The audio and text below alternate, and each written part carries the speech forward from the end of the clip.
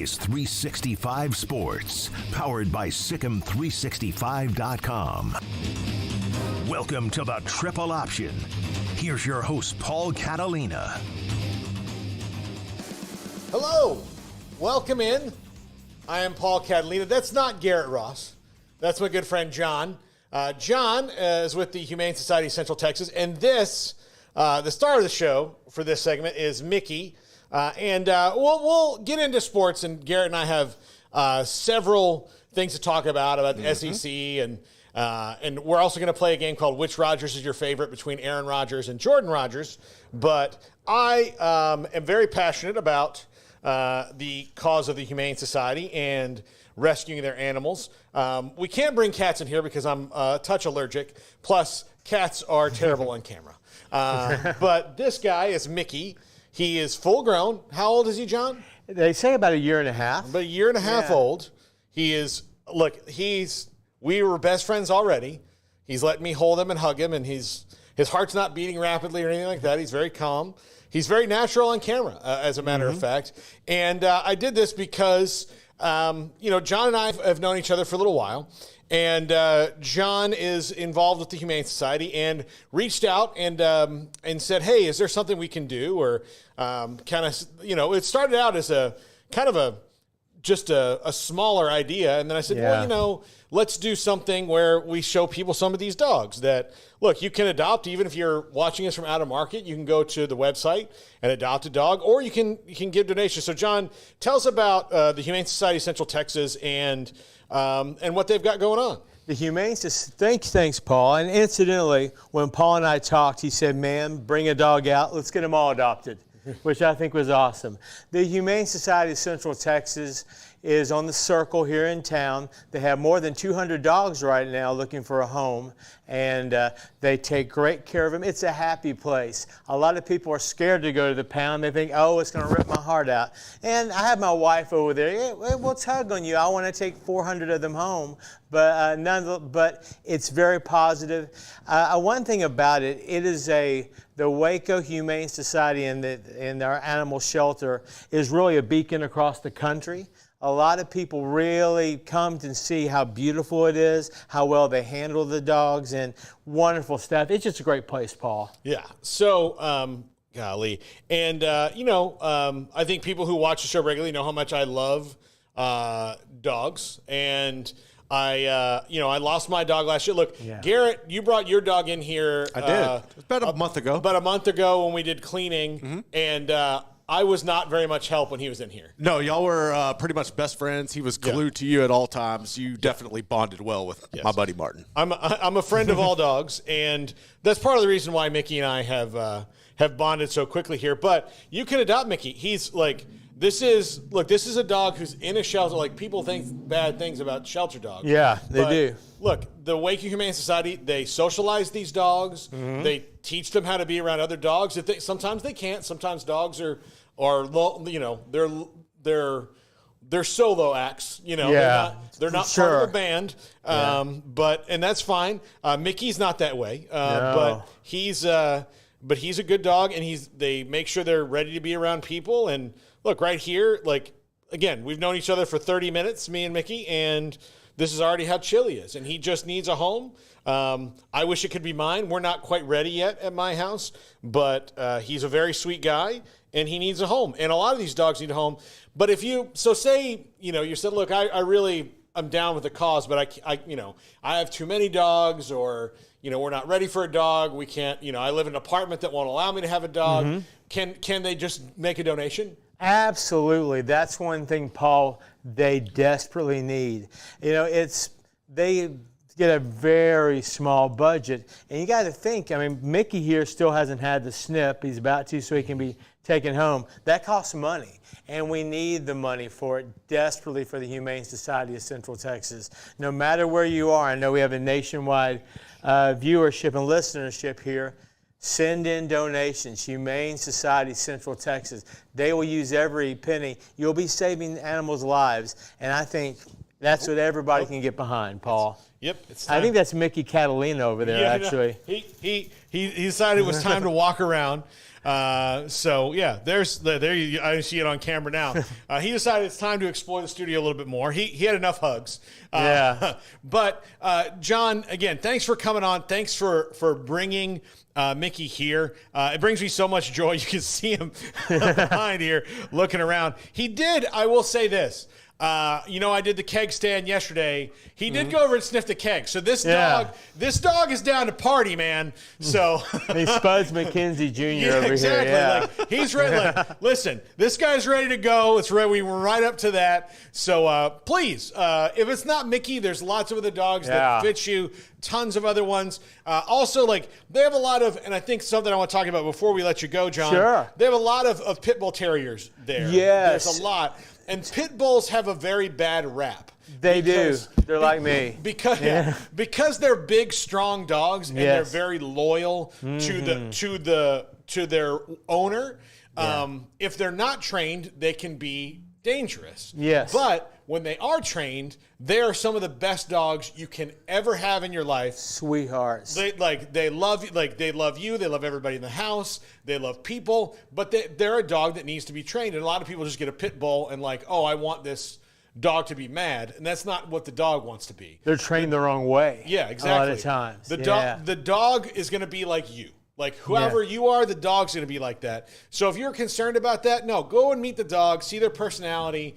You will find a dog at the Humane Society, whether it is, and look, if you can't donate in Central Texas or it's not, like just support the cause, whatever it is. I agree. Like, go get a shelter dog. They're wonderful dogs. Garrett, your dog's a shelter dog, right? Yeah, from the Humane Society. So Garrett's done that. Yeah, these are dogs that need homes and need love and need families, and especially like if you have little kids and you're not quite ready for a puppy. Yeah. Like if you want to kind of like ease it in, you want a dog that's already ready to go, right? This is the way to go. Like, we adopted an 11-year-old one time. It was supposed to live for a week, Paul. Lived 845 days. I kept the tally on it. Best dog we ever had. It was chill. It would watch Pioneer Woman when my wife would put that on TV. It really would bark at the cattle on Pioneer Woman. It was a trip. But yeah. So yeah, they have all ages, and you don't have to have a puppy. You don't have to go to a breeder. They'll find you the breed they want. They'll find them nationwide. They'll ship them to you. Yeah. You can actually, you talked about that last time. You can be in Cincinnati, and you can have a dog that you see on our website. Find a way. Get it to you. Absolutely. Well, John, always good to see you, my friend. We'll see you again soon with another dog. Yeah. And hopefully this helps get Mickey a home here. Believe me, like, I felt the love for Mickey just now. Dogs are amazing, amazing animals. So are cats. Cats are great animals too. I'm more of a dog guy. Me too. But dogs are amazing animals, and they make your life better. They absolutely do. Mickey's made my life better just today by being in here. So thank you. HumaneSocietyCentralTexas.org. Is that the website? .org, yes. .org, yes. HumaneSocietyCentralTexas.org. Please go to them and make a donation. And we'll talk sports. And maybe dogs. We might talk a little more dogs. But, I can't keep John here all day long. Oh, I'd stay here, brother. I've been a member of this since 2016. I'm fangirling right now. All right. We'll take a break. We come back. Garrett and I are going to dive into SEC Media Days. And then later in the show, who's your favorite Rodgers? Aaron Rodgers or Jordan Rodgers? That's coming up on the Triple Option. This is 365 Sports. If your business is like most, you need things done quickly. But if you're still tying your critical applications together on multiple shared public networks, you've probably been feeling the slowdown. And that's no good for business. A private UPN fiber network can get you and your business moving at the speed of light. Whatever you need, we can build it. Internet, Metro Ethernet, Waves, dark fiber. We deliver custom private networks and are focused on business customers only. Our next generation 100% fiber optic infrastructure offers you low latency and ultra scalable bandwidth with speeds up to 100 gigabit to run your critical applications. Your connection won't be limiting your performance anymore.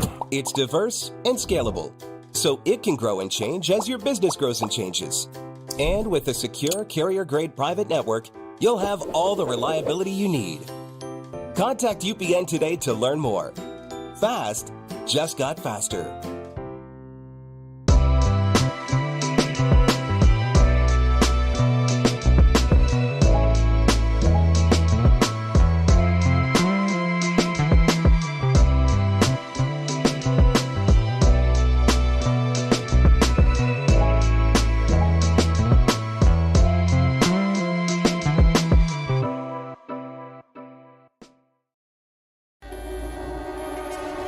This is 365 Sports, powered by Sikkim365.com.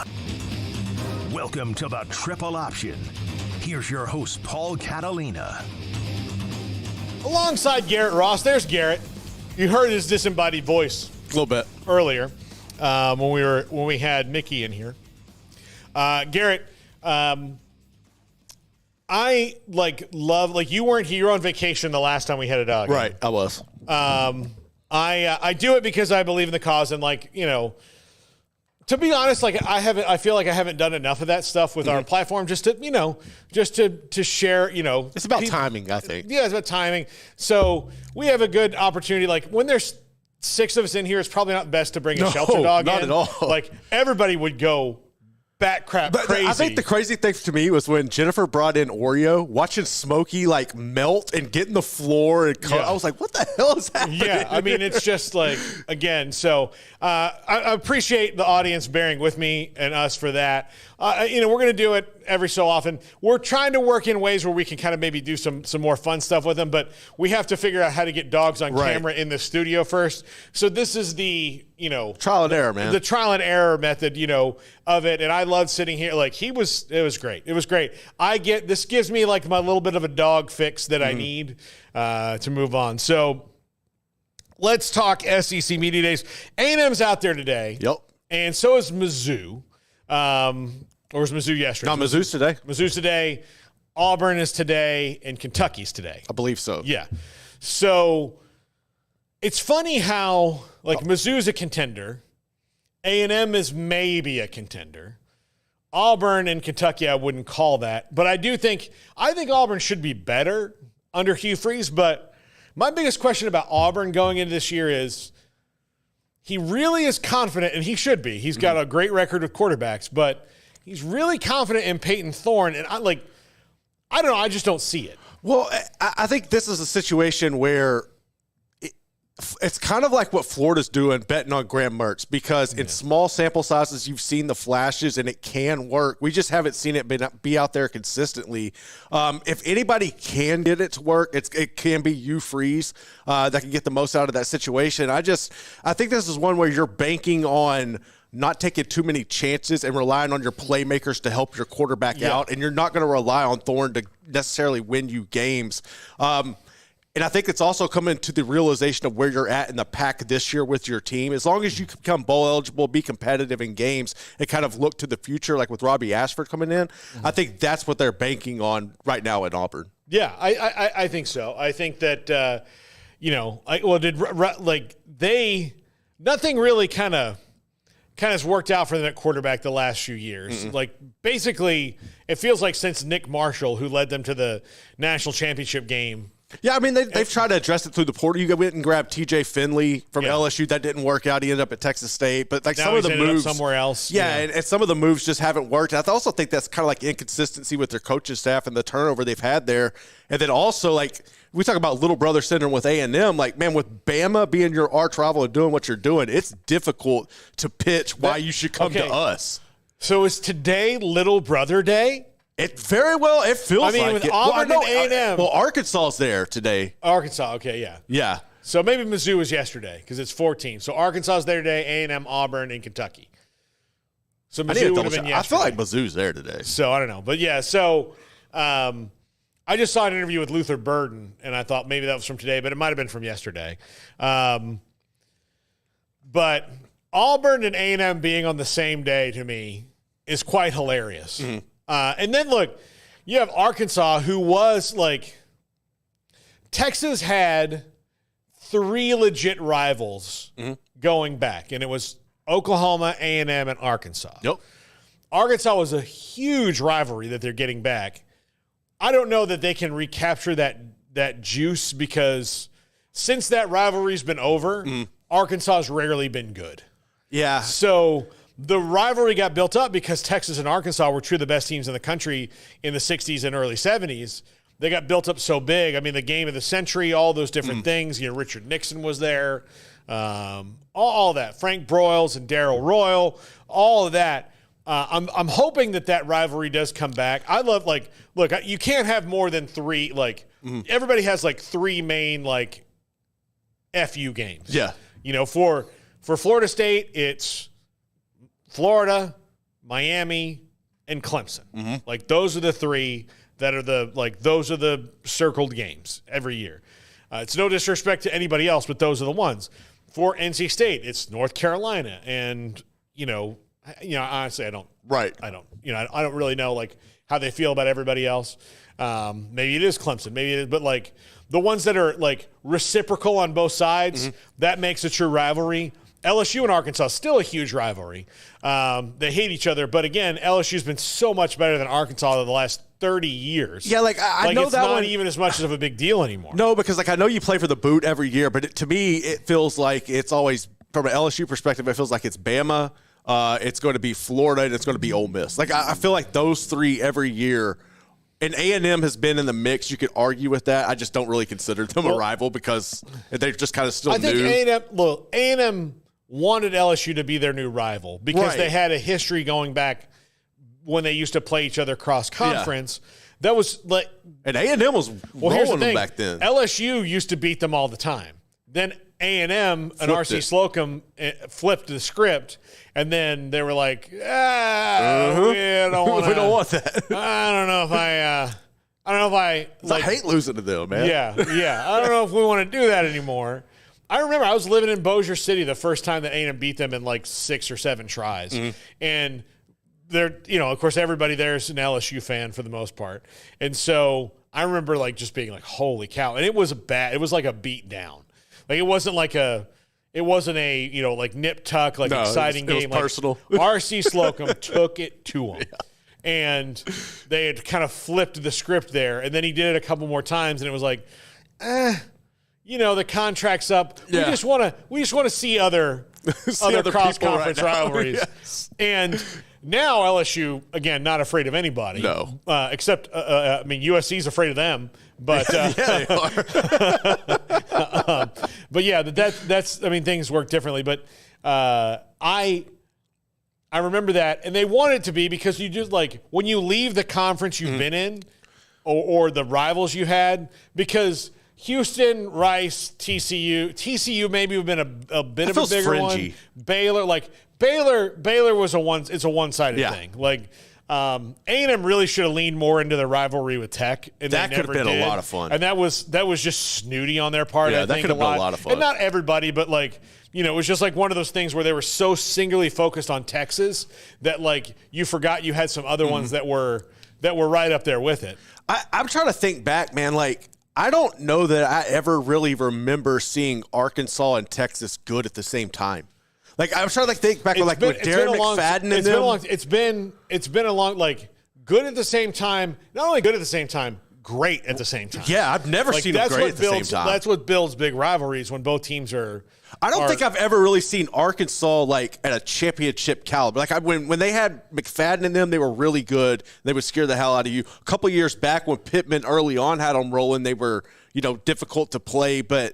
Like on a consistent basis, there's never really been a fear, or I've never really seen Arkansas or SMU be what people have seen in the past. Like what you've got to see it a little bit. I did. Like when I was a little kid, like it was that way. Right. Like I got to see Arkansas and Texas play games. I've never had in the SWC. Like but since the Southwest Conference, they play the game every they do it a home and home every decade. Which I did like that today, where Sam Pittman was asked about the neutral site game with Texas A&M and how he was adamant, like, no, these should be home and home. And talk about, like, we've played there 10 times. We beat them, like, twice. Why the hell would I want to go and have a neutral site game? I hope that's one that they can eventually get rid of. It makes no sense. I understand Jerry Jones wants his money. You're going to get everything with the Texas-Arkansas tie, but put these games home and home. Yeah, no, I especially don't like mid-season neutral site games. Especially if it's a conference game. Like, don't do that. Mid-season neutral site conference games, I have no, or NC, like Baylor and Tech were playing there sometimes at the last game of the year. Like Texas, Oklahoma, that's an outlier. That's a special little outlier. But the rest of them, like, there's no point. Florida State and LSU should have been going home and home. Yeah, they got close-ish. Yeah, but it still didn't serve the purpose. No, and I mean, like, no. College games need to be played in college stadiums. I'm like, and again, I'm one who's kind of over bowl games as they stand right now. I am too. I think there's a better way to do it. If you can reform them in a better way, like I'm not saying let's get rid of all of them, but let's change it. I don't know if it's possible. I would love to see them be implemented as part of like a G5 playoff. Yeah, no, that. I don't know how you would do it, but I think it'd be cool. Yeah, no, that's what I would be like. Just do something different because they're kind of boring me now. So I do want to see I want to see more. Like, to me, I think all the playoffs should be on home sites. They should be. I should be like all the playoffs should be on home sites. Absolutely, because you do. And we asked Rich Clark, the head of the it was very weird. He's a lieutenant general, and I was like, "Oh, hi, Mr. Clark," and he's like, "Oh, please, Rich." And I was like, "Well, if I'm going to call you anything," he was so casual. I was like, "You were a general, like this is just Rich." I was like, "Okay." I mean, can I call you General Rich? Like, can we at least like meet me halfway so I don't feel like I'm just throwing away the first 40 years of your life that were spent serving this country honorably? No, but he was. I said, like, do you see a point where, and he was candid about it. He's like, look, I can't think about that right now. Yeah, no. We didn't think about it like here, but he was candid about like, yeah, we know that like there's probably going to be a time where Ohio State gets a home playoff game and Michigan's waiting in the second round going, well, I want some of that. See, I think there's probably like a 5-year window on that, like where you get through the first couple of seasons and you see it really be a situation like a Michigan, Ohio State, or a Georgia. It's going to have to be brands that get left out that can make the noise to make the push. That's why I'm using big time examples or whatever. But it has to be something like that in order to get it there. And I think we will see it within the first 3 to 5 years. Yeah, I absolutely. I think that they should. They got to fix this thing so it makes sense. Like it's a great start. Where we're at right now, it's remarkable that we're even here. But it's just little nuances that you can tweak to make it even better. Yeah, I don't know. I mean, there's got to be something. First of all, they need to start making them just NIL games all the way around. They're going to have to, because then they'll get more players that will stay and play in them. Especially if you're a guy who's leaving the draft, but you might be in the 5th round. Like, be nice to make $50,000, right? Or whatever, like 25 grand as you go off into professional life. Again, I don't know what it is, but it needs to be enough to where you're like, well, for one game, hell yeah, I'll do that. That's also like means that the grift that they have going on with the cities in a lot of cases, right? Would take a hit, So, but that money is, that money's not going to what they say it's going to anyway. Oh, it never is. Just ask the Sugar Bowl. Ask the Orange Bowl. Yeah. Real Sports did a great thing about like, oh, we're taking this money, we're going to rebuild a gym that was damaged by Hurricane Andrew. Sure, Hurricane Andrew was in 1991 or 2, maybe 92. In 1992, and this thing I was watching was in like 2004, and they're like, oh, let's go see that gym, and they're like, no, it still looks like a hurricane came through here. Actually, a couple times. Like, it turned around and came back just for this gym. So, it's like, the funding and, discretionary, blah, blah, blah, all those things. So, they got to fix that. But that's just to say that, A&M and Arkansas, home and home, Fayetteville and College Station, come on. It's got to happen. Well, we haven't even had it yet, right? I don't think we have. I don't think we have, because I think they did the first game that they did was right when A&M joined the conference. I don't think we've had a home and home since A&M's been in the SEC. It's always been at AT&T Stadium. Let's see. I believe, yeah. For the most part, since they've joined, it's been there. Yeah, so we haven't even got to see that. No, I want that to be home and home. And I've been to the A&M Arkansas game up there at AT&T Stadium. It was fun. But the crowd is not like at the Red River game, the crowd is evenly split down the middle. You can see it. It's not that way for games at AT&T Stadium. No, not at all.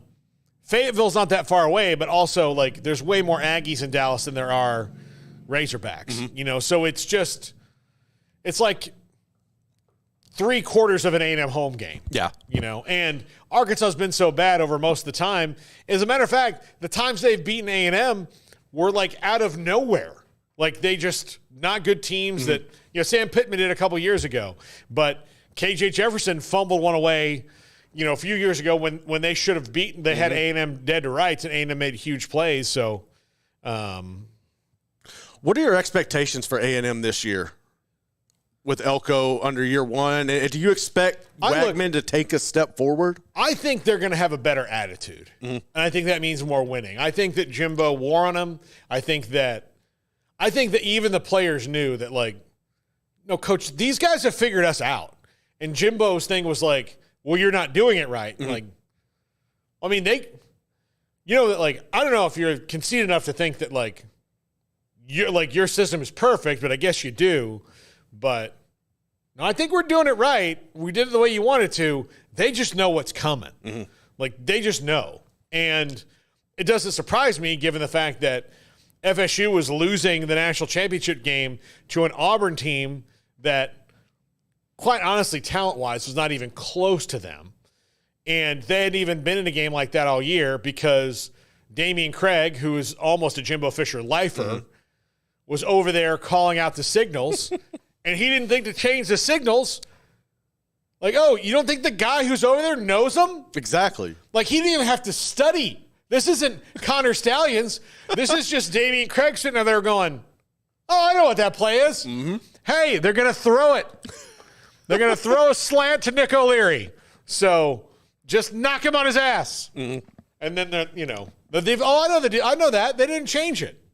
Well, they've got 20 minutes to now. Yeah. And so I think they'll be better. I don't know how much that's reflected in the record overall. And look, better is back to being A&M 8-4 this year. Right, correct, yeah. The goal is to shake past that. If they're an 8-4 or 9-3 team this year, I think that shows you what Elko has done because they're still really talented. Most teams in the country, save for maybe the 6 or 7 teams above them in the SEC, Ohio State, Oregon, there's probably 12 teams in the country that wouldn't trade rosters with A&M straight up and down.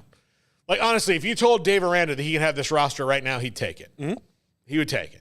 If you told Sonny Dykes, he'd take it. Anybody in the Big 12 would probably want this roster the way it sits right now, talent-wise. So, there's teams in the SEC like that would probably, like Mississippi State, they'd take it. Auburn would. I think Auburn would. Bama wouldn't. Georgia wouldn't. Yeah. Florida sure as hell would. Like those things. So they've got a roster that most people would want. That would trade player for player for outside of the elite of the elite. Texas doesn't want it. But there are. So if he can get that talent pointed in the right direction and playing happy and playing loose and playing with attitude, then I think they'll be a lot better. And Emery missed the dog again. He did. Yeah. He did, man. Yeah. 15 I was waiting minutes for ago. you. Yeah. So. I was hoping Jack move a freaking cow. But no, I do think that they'll be better. And I think they'll look better reflected in the record. I don't know, but I went through their schedule yesterday.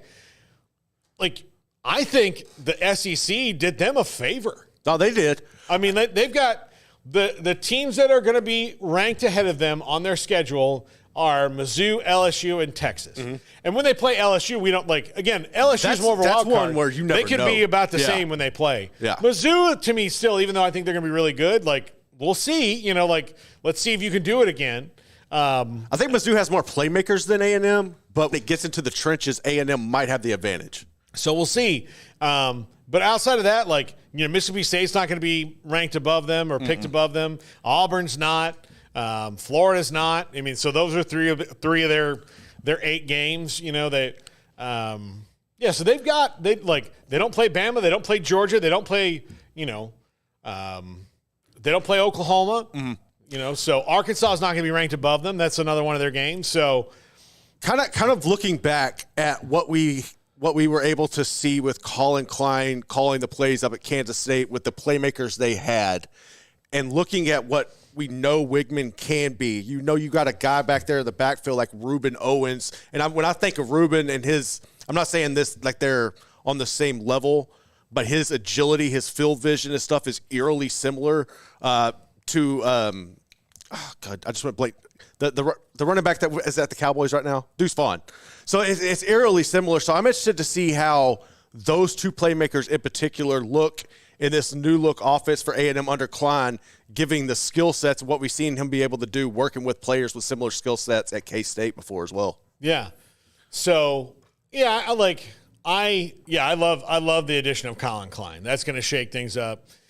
Colin Klein will be a head coach in 2 years. Oh yeah, he'll be a head coach in 2 years. Yeah, he probably could have been this year if he would have just been eeny, meeny, miny, New Mexico State. That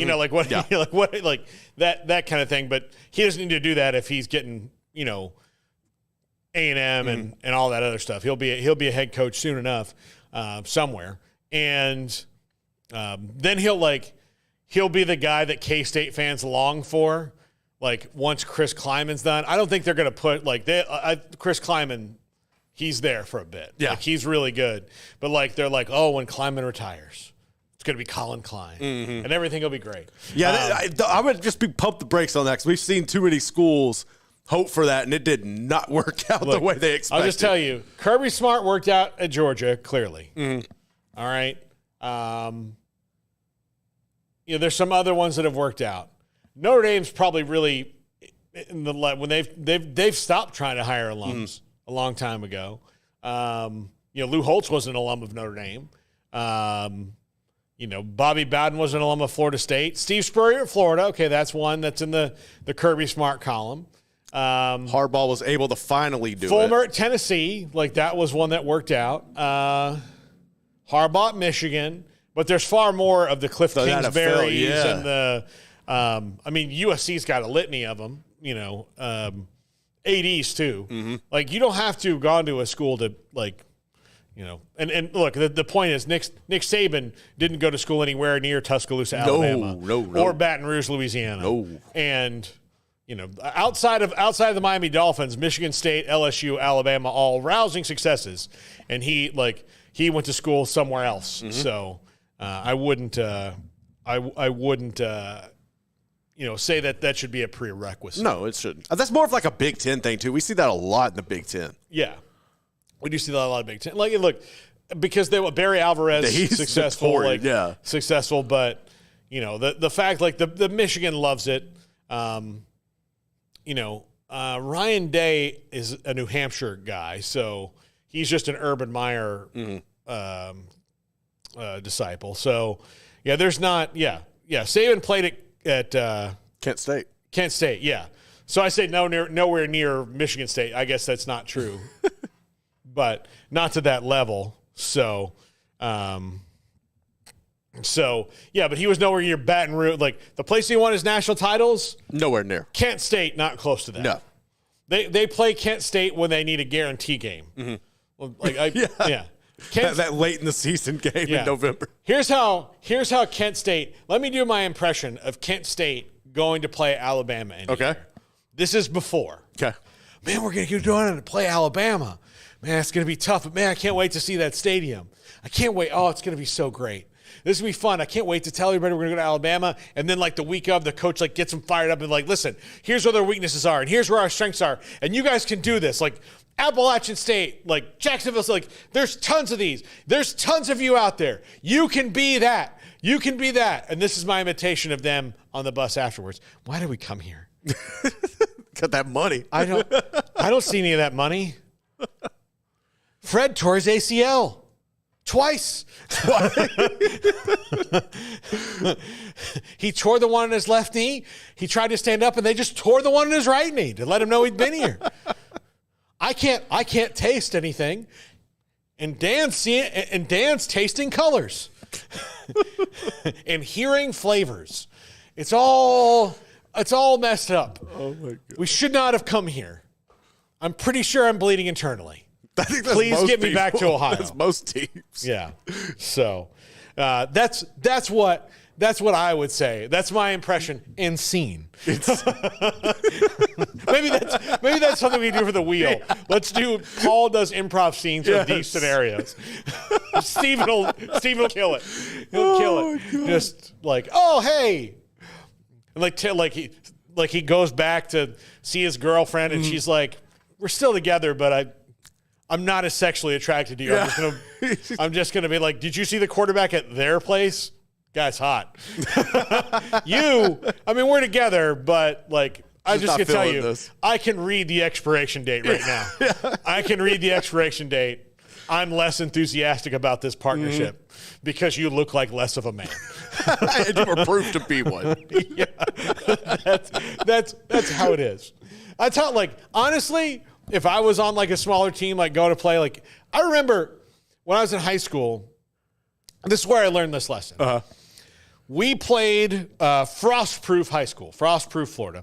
Frostproof is famous for two people, football-wise. The great Alvin Harper went to Frostproof, Tennessee, and of course the Cowboys. And then he went to play for the Bucs and didn't have Troy Aikman, and his life fell apart. His career kind of went until he wound up back with the Cowboys at the end, and it just wasn't the same. But Alvin Harper, who I loved as a Cowboy fan. And then when I was in high school, they had Travis Henry. Who played at Tennessee and for the Titans and the Bills, and then got busted selling like all the weed. Everything you could fit in the truck got busted for selling that. Because Travis Henry also has never seen what's called a condom. He had kids everywhere. Everywhere. Or he just didn't understand the concept of it. So you put it, no, let's not. Look, I'm not doing it. Here's how I know. Travis Henry had like a 4-year-old kid, it felt like, when I played against him in high school, that like ran up to him after the game and very clearly said like, oh, daddy, daddy, daddy. Like, that was great. As opposed to like, most people who had kids in high school, like it was like a baby, they weren't talking. His was like, hey dad, can we go to McDonald's? Like he's like 3, like he's a senior, this kid's a freshman. Like that's what it felt like.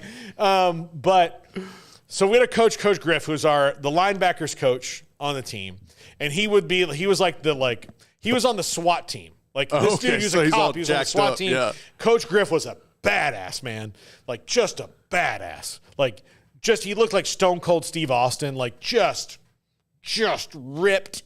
And he was the strength, like, he would come in, like, when he was not on the SWAT team and being Lieutenant Griffith, he would come in. And so he gave us this, like, just rousing, like, speech of, like, this mofo's not that good. He's not that good. Nobody's that good. You put your helmet in the middle of his chest, and you put his ass on the ground. This is Bishop Verreau. He's in our place.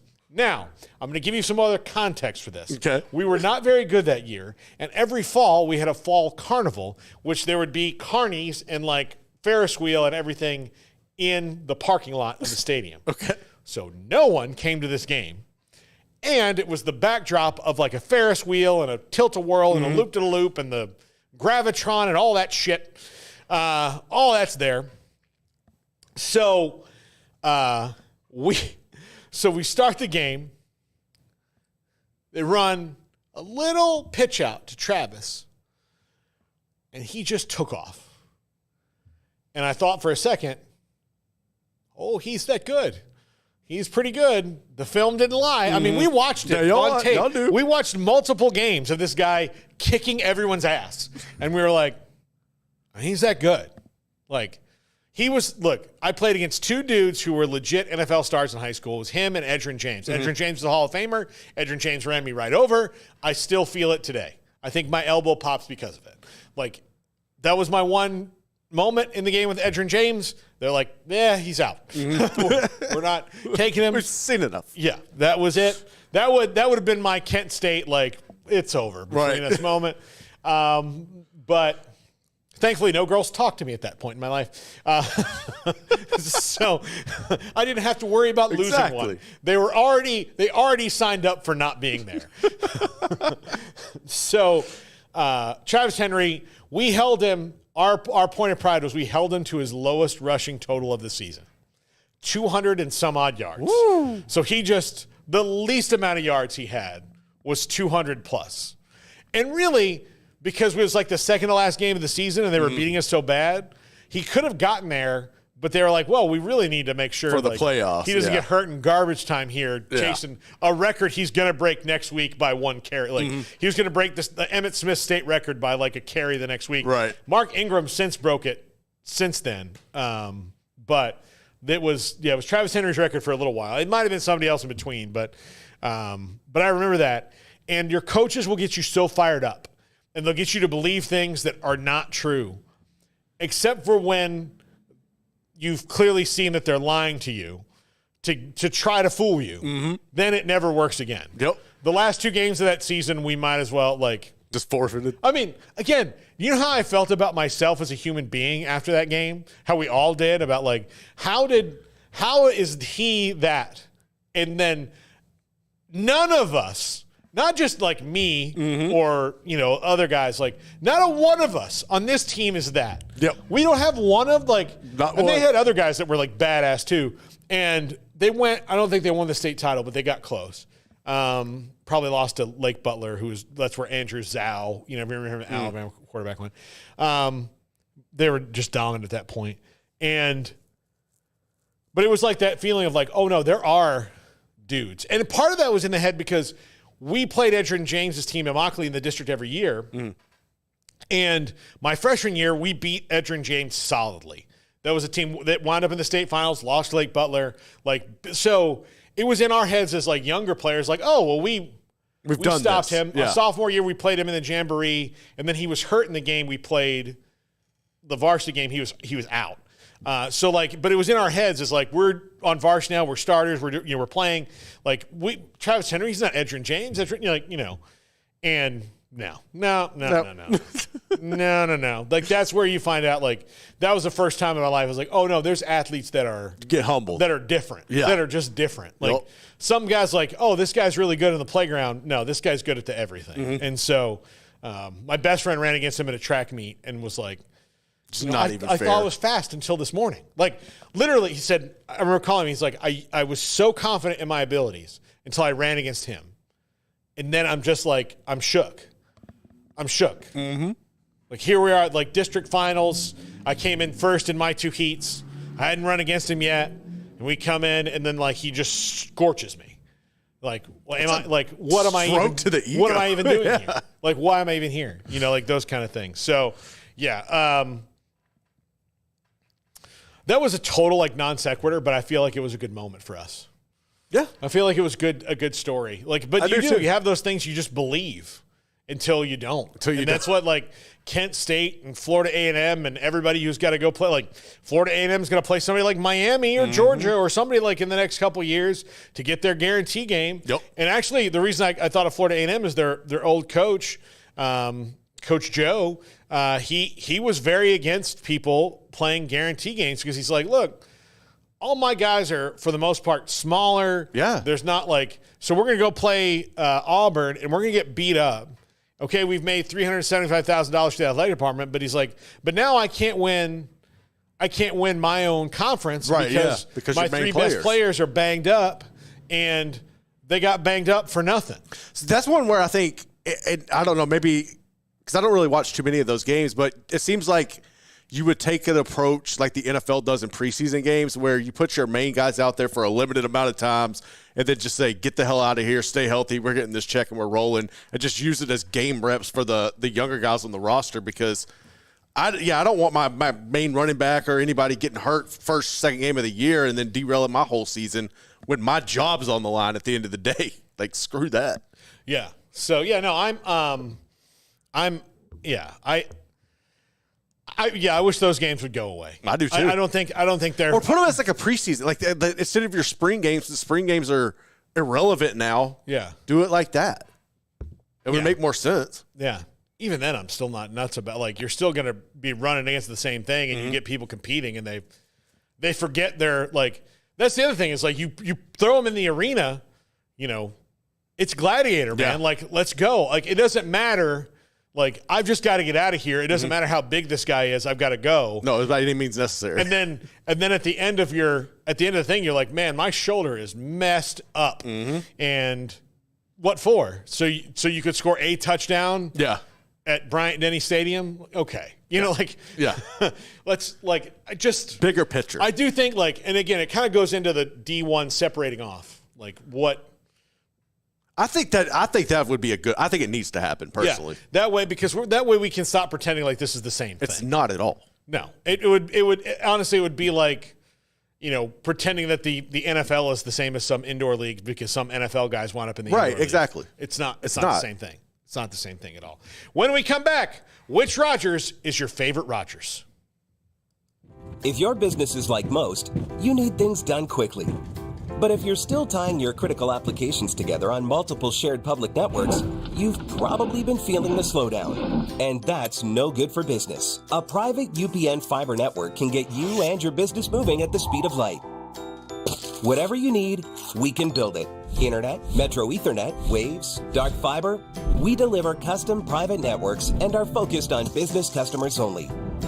Our next generation 100% fiber optic infrastructure offers you low latency and ultra scalable bandwidth with speeds up to 100 gigabit to run your critical applications.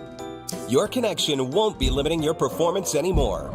It's diverse and scalable, so it can grow and change as your business grows and changes. And with a secure carrier-grade private network, you'll have all the reliability you need. Contact UPN today to learn more. Fast just got faster.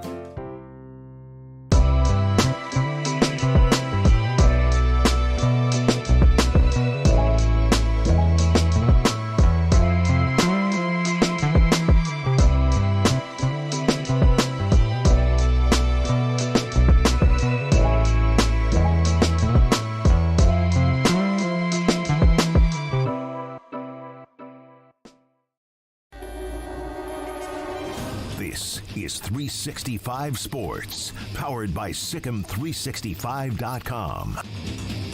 Welcome to the Triple Option. Here's your host, Paul Catalina. Welcome back, Paul Catalina and Garrett Ross. And we're going to play... Sorry, I'm sending a text right now. We're going to play Who's Your Favorite Rodgers? And I'm doing this... We'll talk about it a little bit more on the main show here in an hour.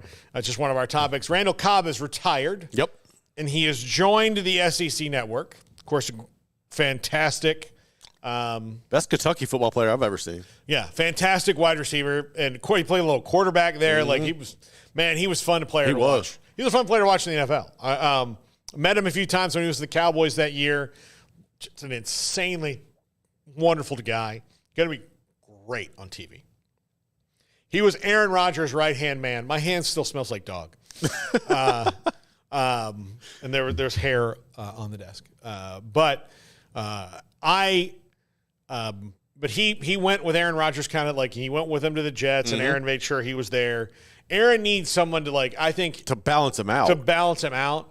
So where Randall Cobb could go up and be like, "Hey, buddy, just check it. Just check it. Yeah, I'm here for you. We're friends." And then Jordan Rodgers is a very popular personality at the SEC network. Even though he didn't play in the SEC, he's just on the SEC network. He's good on TV. I'm I'm looking nice. He's the other quarterback he's on television with was a better quarterback than him, but he's a better television personality. Correct. And that's just my daily Tim Tebow dig. Wait. Yeah.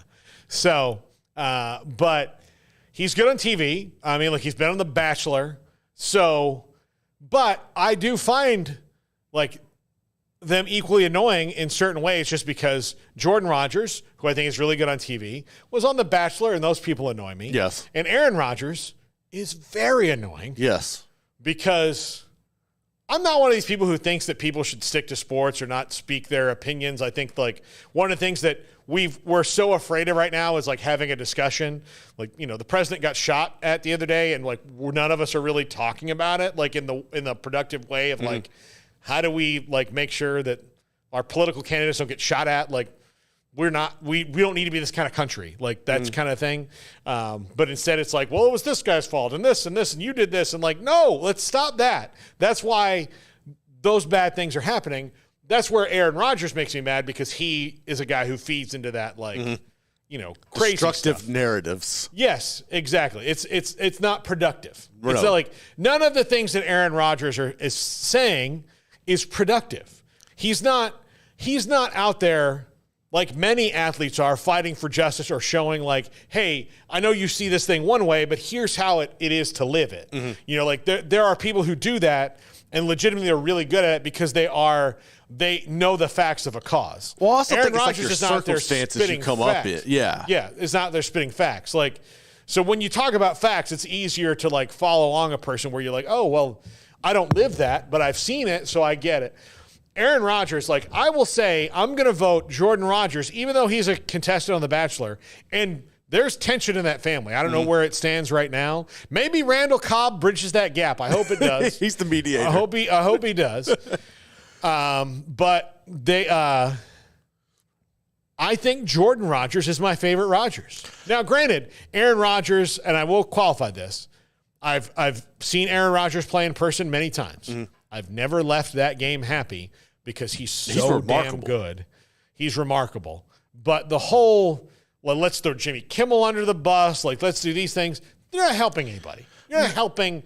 And that's where it's like, that's where people like rightfully, I'm like, well, maybe Aaron, you do need to stick to sports because you're kind of nuts, man. Well, my thing is like, just because everybody has access to a platform now, doesn't mean you should go out and just spew nonsense all the time. And I think that we've gotten to a point where that's become the normal, popular thing, where America loves to see a train wreck. Yeah. And anytime you see somebody, especially somebody who has a profile, a platform, somebody with money, and you see them going off the rails, it's very entertaining to the masses. And I think now it's become a point where clickbait,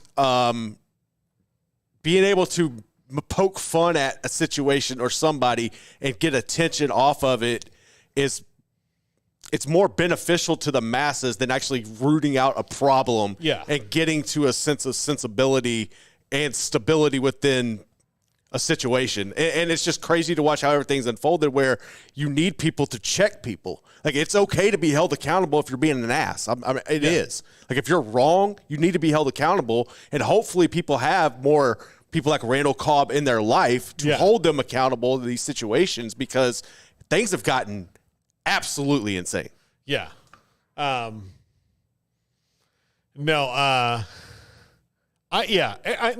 that's where it's like, that's where I wonder, can Aaron Rodgers, even healthy, can he be the kind of leader he was before?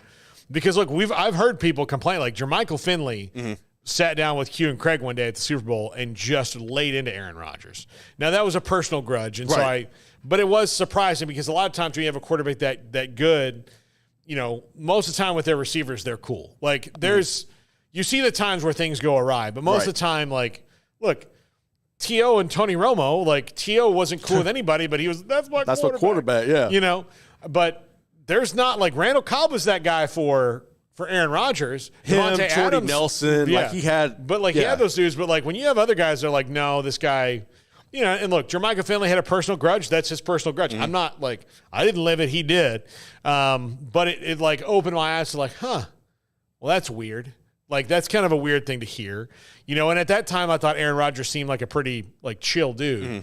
And then you like, it's just so much with him, man. It's just so much. It's conspiracy theories. And, you know, when he's like going on TV and he's like, look, feel how you want to about Joe Biden. I'm not saying like, I'm not telling you how to feel about anybody, but when he's going on TV and doing interviews with Tucker Carlson, who's an ass, and saying like, oh, I wish that our president had as much knowledge of the history of his country as Putin does of his. You're like, no, you know, Putin's bad, right? Like we need to Republican never like all this, like Putin's bad. And so when you hear somebody like, oh no, Putin's sharp, and you're like, yeah, well, I know he's like an evil genius. Like, like he's the bad, like in the story we're all living, he's the bad guy. Yeah. Like that's like, you can be impressed by his craftiness, but you can't just be like, well, I mean, he's got me because he really has found a way to oppress people in a way that is very efficient. You know, like that's just not,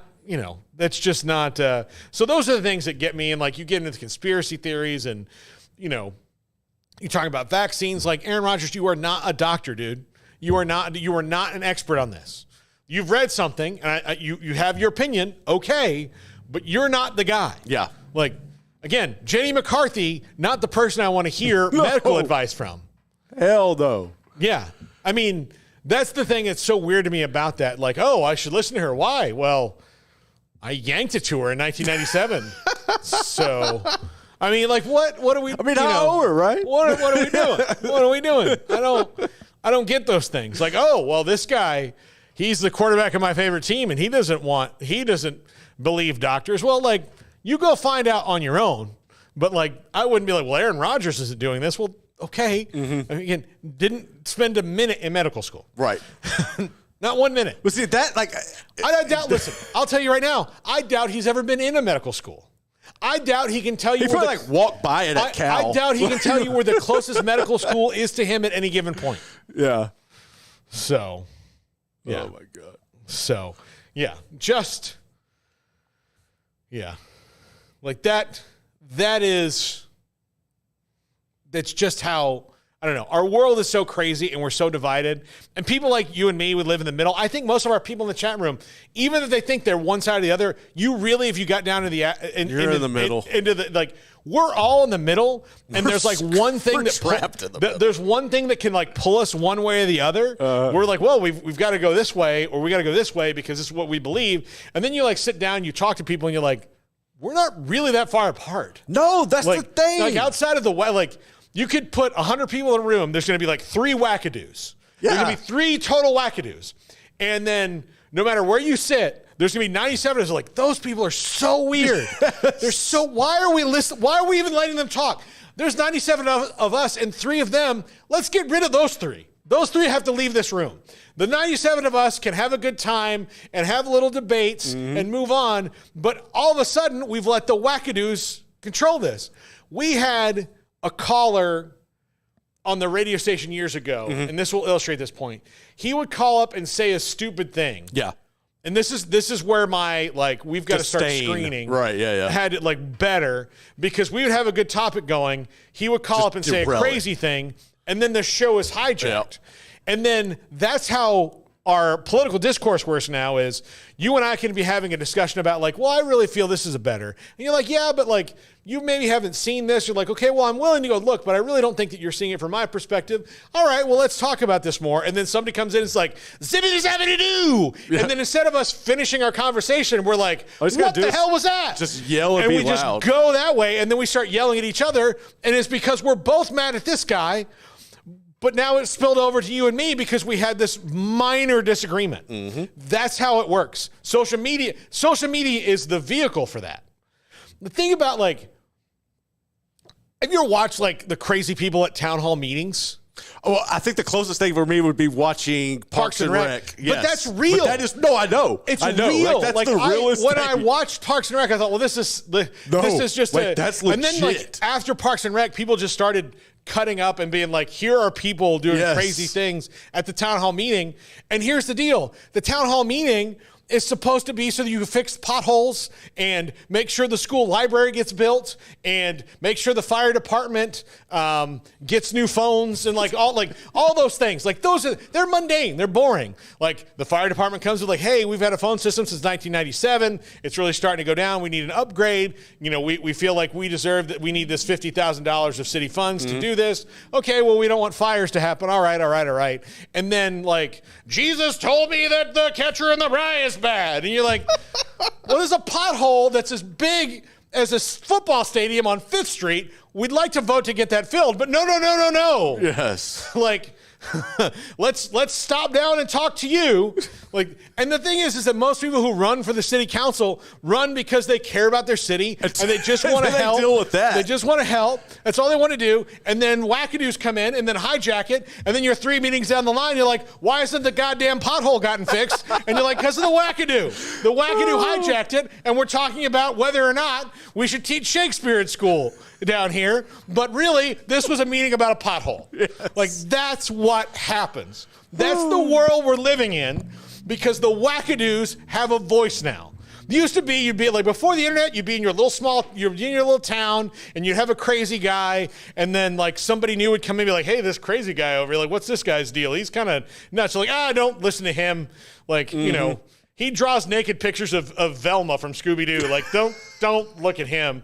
Now this guy has a whole community online all over the world of people who have that same weird hobby and are feeding into his madness. So good times. Yeah. So, but yeah. So that's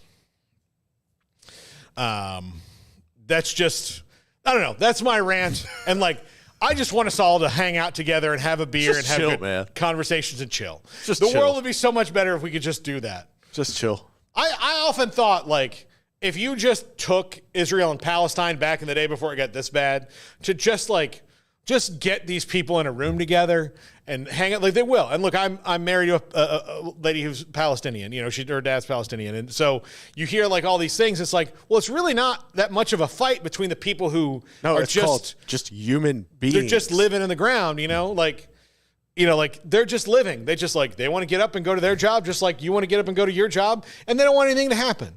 There's nothing, like, they don't care about what happened 2,000 years ago, 5,000. Like, they don't see this as like, this is some sort of sacred place where I have to be. This is just where they live. Yeah, and this is where they want to be with their families. And so that's where and just my little warm-hearted, like, let's just all get together. And maybe I feel that way because I hugged a dog earlier today. I think so. I just, like, it's nuts because we absolutely cannot, like, have a discussion about anything. And it's been like, I've wanted to get it off my chest all week because I'm not here to tell you how you should feel about anything. But I am here to say that, like, we had nearly a national catastrophe this weekend. It would have been a catastrophe. It would have been bad in so many different ways. You can't even say it. And we're not allowed, we can't talk about it with each other. We can't sit down and go, okay, well, like, hey, let's make sure that we can, like, really stop this. Like, this has gone too far. We can't do that. And that's where I'm troubled. We can't just sit and go, oh, look, that was crazy. But it's become normal. Yeah. They normalized it. Yeah. We can't do, like, we can't have this happening. We can't have this happening. Like, that was crazy. And it's just the next thing and the next thing and the next thing. So anyway, that's my little personal rant for the day. And I'll just be like, be kind to each other. Yeah, Mr. Rogers. Go watch Mr. Rogers. Yeah, go watch again. Yes, go watch Mr. Rogers and tell me what he would think of today's America. He would be ashamed of us. He would slap the hell out of all of us. He would his whole let's not spank kids anymore would be over. Like, no, I'm not spanking kids. I'm slapping all you adults. Slap the hell out of y'all. Yeah, you come to me in Pittsburgh and we're gonna bare knuckle brawl. I will choke you out with my sweater. Oh, I love this. That's what he's going to do. He's going to like toss in the shoes. He's going to be like, whap. That's what you get right there. We've got a great show for you coming up on 365 Sports today. We've got Sam Kahn, who will talk A&M with us because we talked Texas with him yesterday. We also have Olin Buchanan, who will talk A&M with us. Sam Kahn also gives us a view on the rest of the ACC. One of my favorite college football guests, Zach Barnett from footballscoop.com. Really great website. Zach Barnett's on today. Craig's off the radar. And my top 5 where I might poke at the ACC a little bit today. I think it's deserved. I think I'm going to poke at them a little bit. Maybe to get them, maybe out of concern, to get them off their butts. Get them off their butts. Somebody needs to. This is the triple option on 365 Sports. If your business is like most, you need things done quickly. But if you're still tying your critical applications together on multiple shared public networks, you've probably been feeling the slowdown. And that's no good for business. A private UPN fiber network can get